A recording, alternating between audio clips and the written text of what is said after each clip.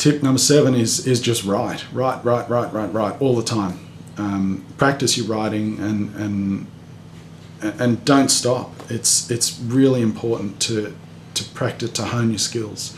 The more you write, the more you'll find you're doing wrong, the better you'll get, the more objective you'll get about your writing, the more things you'll learn about what you're doing and what you're not doing, the quicker you'll get, the better systems you'll develop. So just keep writing.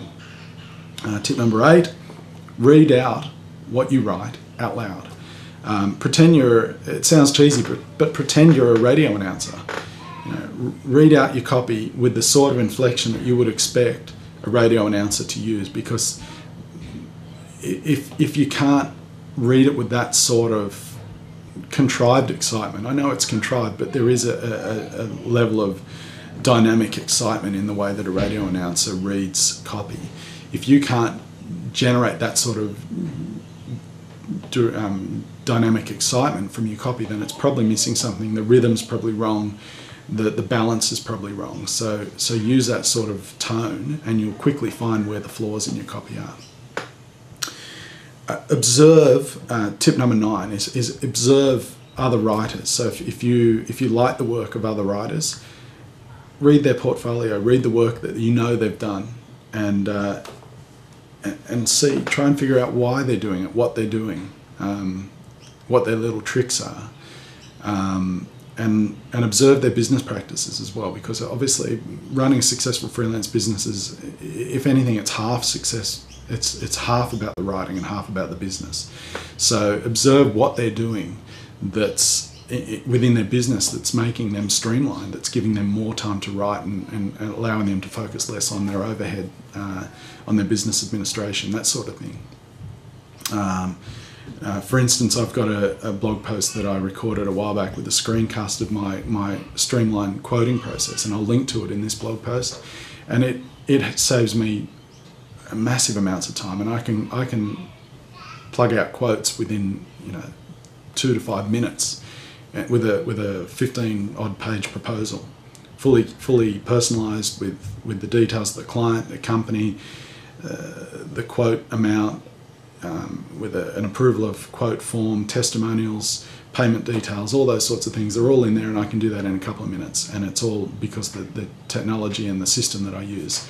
So observe the systems and the business approach of copywriters who you admire, and or who you think do a good job, and see what you can learn from that.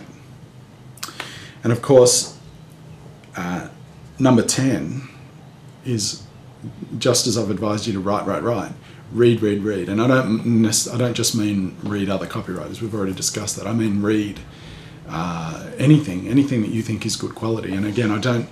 That might be reading texts on how to become a good copywriter, or reading texts about what's involved in advertising, or you'll see I've got a few books here along those lines, and I've read some or all of them, but it's not just about reading how to copyright, to write copywriting. It's about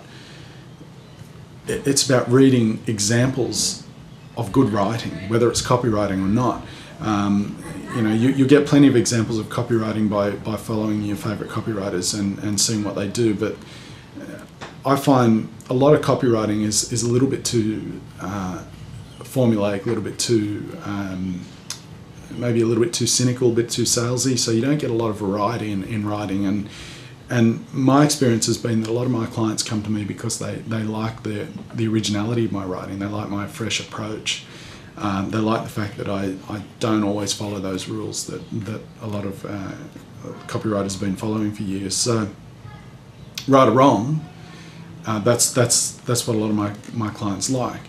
So read other things, like read novels.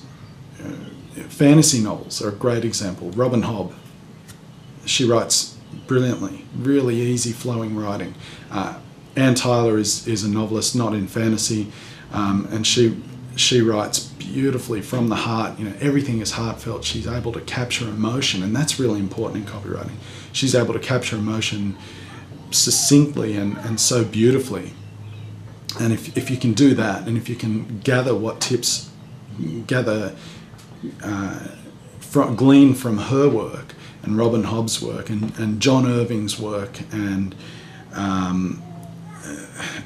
whoever you feel really captures emotion well, read their work and really deconstruct it and see what they're doing that is really capturing emotion. Because again, I can't stress it enough.